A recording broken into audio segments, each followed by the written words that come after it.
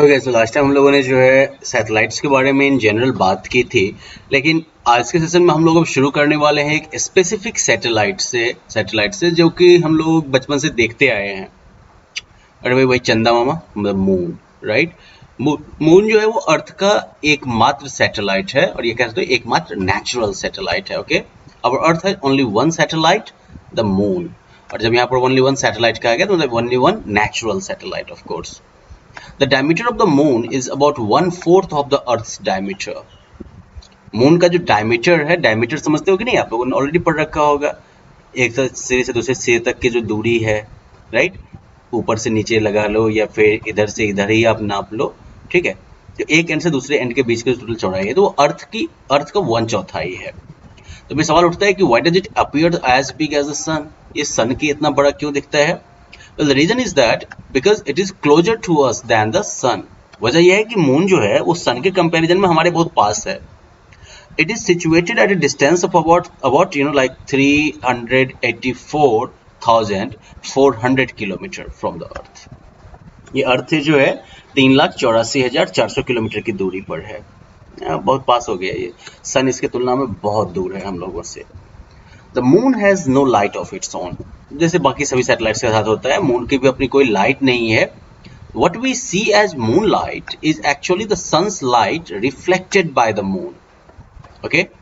जो हम लोग देखते हैं, चांद फिर भी चमकता तो रहता है ना भाई, चांदनी रात कहते हैं हम लोग, फुल मून नाइट कहते हैं, जो भी कहते हैं। तो ये जब चांद की रोशनी हम देखते हैं, ये बेसिकली क्या है, तो सूरज की रोशनी को जो है मून के द्वारा रिफ्लेक्ट किया जा रहा है। और ये जो रिफ्लेक्टेड लाइट है, this light reaches us in about 1.25 seconds.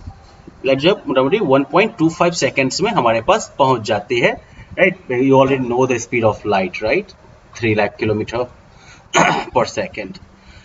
The moon appears in the sky in different shapes. Moon जो है वो आसमान में अलग अलग शेप में दिखता रहता है। These are called phases of the moon. इनको जो है मून के फेजेस कहते हैं।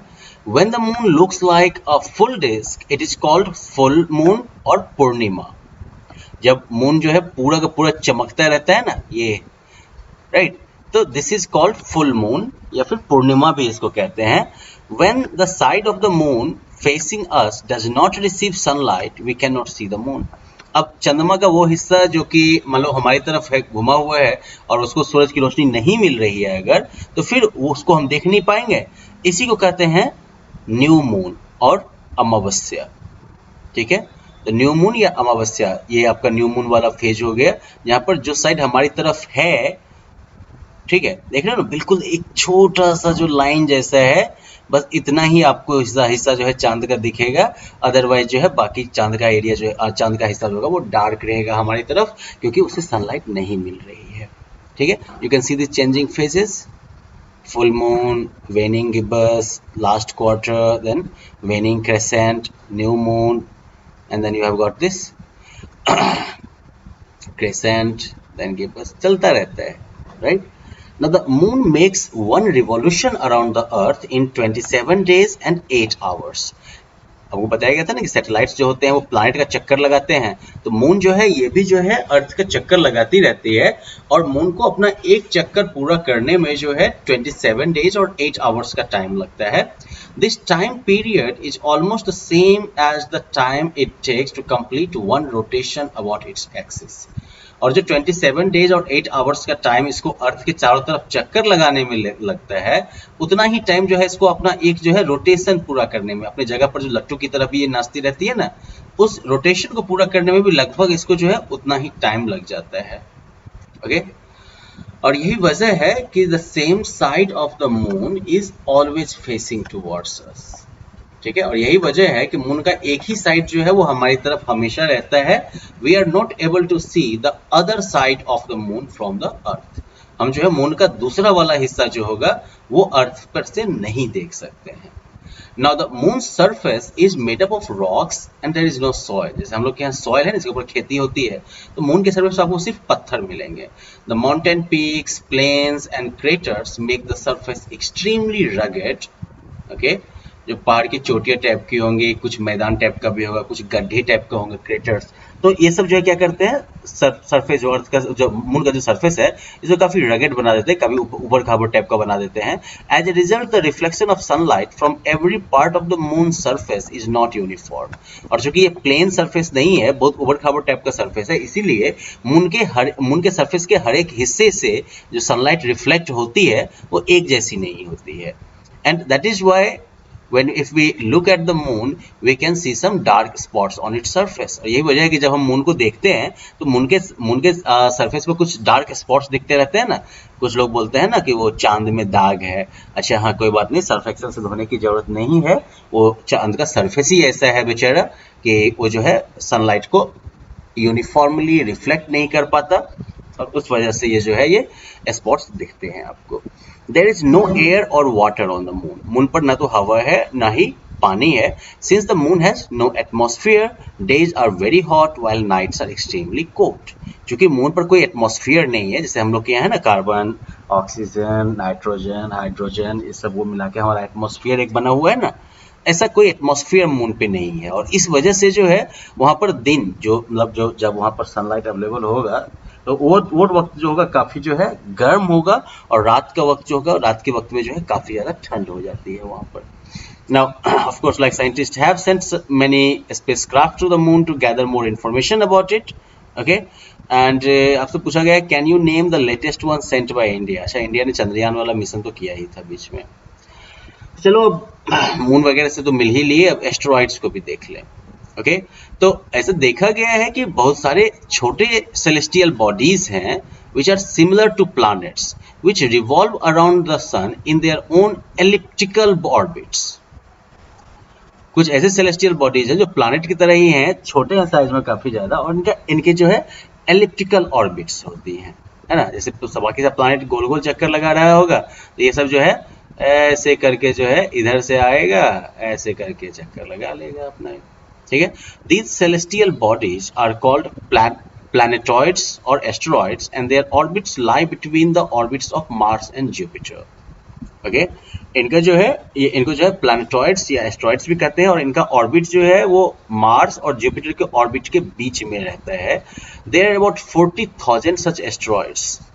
40,000 के आसपास जो है ऐसे एस्ट्रॉइड्स हैं, ठीक है। और सबसे बड़ा जो इनमें है वो है सेरेस।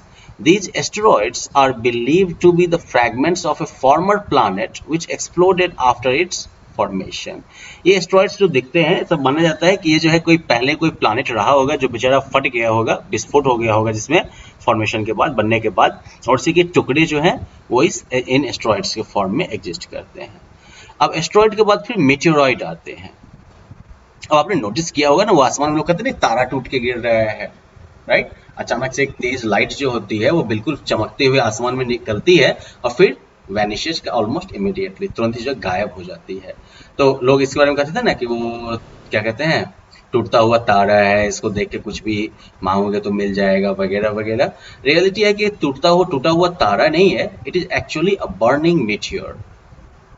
ये जो है जलता हुआ मेटियोर है। तो मेटेरॉइड्स जो है क्या है, the smaller pieces of rocks which revolve around the sun. Meteoroids जो है वो छोटे छोटे रॉक्स हैं जो कि वो भी जो है सन के चारों तरफ घूमते रहते हैं। अब some of these particles enter the earth atmosphere with great velocity. अब इन्हीं में से कुछ टुकड़ा जो है वो अर्थ के एटमॉस्फेयर में घुसता है और काफी तेज जो है वेग से घुसता है। अब चूंकि हमारे एटमॉस्फेयर में बहुत सारे गैसेज हैं, डस्ट है, मॉइस्चर है, राइट, फ्रिक्शन तो होगा ही, राइट। तो due to friction with the atmosphere they get heated up and start glowing. हमारे एटमॉस्फेयर में इतनी तेजी से जो वो एंटर करते हैं तो उसकी वजह से जो है फ्रिक्शन की वजह से वो काफी गर्म हो जाते हैं और वो चमकने लगते हैं। Okay now most meteors burn out. ज्यादातर मेटियर्स होते हैं वो जल जाते हैं बेचारे, जल के खत्म राख हो जाते हैं ऊपर ही ऊपर में। But some are quite large and fall on the earth surface creating a hole और ए क्रेटर। लेकिन में से कुछ जो है वो काफी बड़े होते हैं, तो वो पूरा जल के खत्म नहीं होते हैं, वो अर्थ के सरफेस पर आके गिर जाते हैं, गड्ढा बना देते हैं या बड़ा सा क्रेटर बना देते हैं, ठीक है। अगर अर्थ पर पहुंच गया then they are called meteorites. Okay जैसे कि the Barringer meteor crater in Arizona USA has been formed by a large meteorite. जो बैरिंगर मेटियोर क्रेटर जो है एरिजोना यूएसए में, वो भी जो है ऐसे ही एक बड़े मेटियोराइट की वजह से बना था। फाइनली सबसे बड़ा सबसे छोटा सेक्शन कॉमेट्स। कॉमेट्स क्या है? तो these are glowing heavenly bodies revolving around the sun in elongated orbits. Okay, they are mostly made up of dust, ice particles and gases. Comets को आप लोग जो है हम लोग पुच्छल तारा वगैरह भी कहते हैं, ठीक है।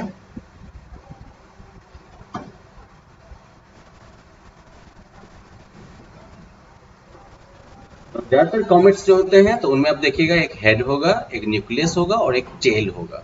तो इस तरह से ज्यादातर कॉमेट्स के 3 ये हिस्से होंगे।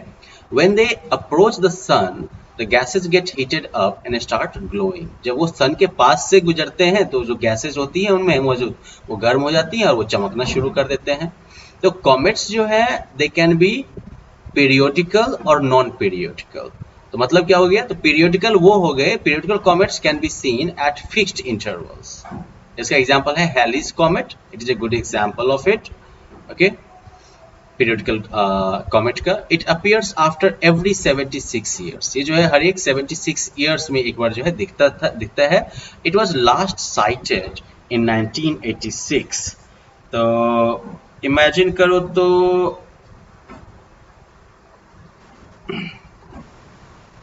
लोग कब देख पाओगे इसको? दूसरी तरफ नॉन पीरियडिकल जो कॉमेट्स हैं they appear for a short period and then disappear suddenly. ये बेचारे जो हैं वो अपीयर होते हैं कुछ समय के लिए और फिर गायब हो जाते हैं।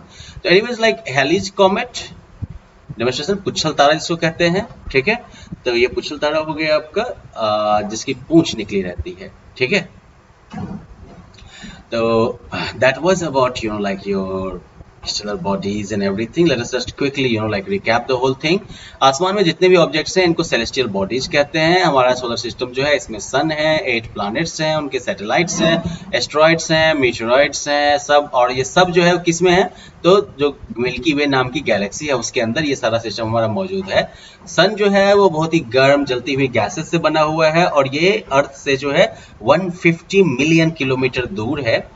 प्लैनेट्स जो है वो अपने एक्सिस पर भी घूमती रहती हैं और साथ साथ वो सन के चारों तरफ भी जो है चक्कर लगाते हैं। हमारा अर्थ जो है वो यूनिक है क्योंकि यही एक ऐसा प्लैनेट है जहां पर हम जानते हैं कि लाइफ एग्जिस्ट करती है। किसी और प्लैनेट के बारे में अभी तक ऐसा सर्टिफाइड कह सकते हो इंफॉर्मेशन नहीं मिला है। सैटेलाइट्स जो है वो प्लैनेट्स के चारों तरफ घूमते हैं और साथ ही साथ जो है सन के चारों तरफ जो उनका रिवॉल्यूशन होता है प्लैनेट का, तो ये भी साथ साथ मतलब प्लैनेट का चक्कर लगाते लगाते ये भी सन के चारों तरफ घूम लेते हैं। मून जो है वो अर्थ का एकमात्र सैटेलाइट है। एस्ट्रॉइड्स, मीटरॉइड्स और कॉमेट्स जो हैं ये भी सेलेस्टियल बॉडीज हैं यूनिवर्स में। Now you guys can like okay just one small correction here. ये जो मैंने पाथ बताया था for asteroids that is not correct. Elliptical मतलब हो जाएगा काफी बड़े जो है वृत्ताकार फॉर्म में ही, ठीक है ना, सर्कुलर नहीं रहेगा, काफी एक्सपेंडेड जोन में रहेगा ये। Okay, so well that is it about this chapter. You guys can like try answering the questions at the end of it, and then in the next one we will move to latitudes and longitudes. Okay, that will be the second chapter in your geography part. Okay, bye bye.